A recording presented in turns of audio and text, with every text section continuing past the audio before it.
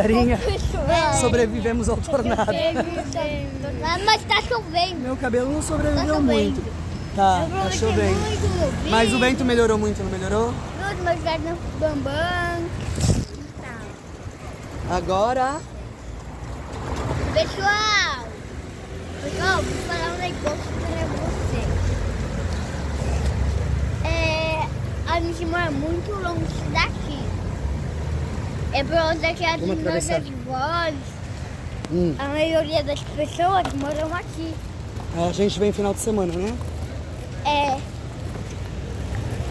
É isso.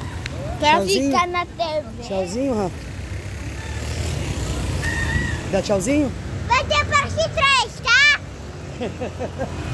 Olha o cabelo do Dom.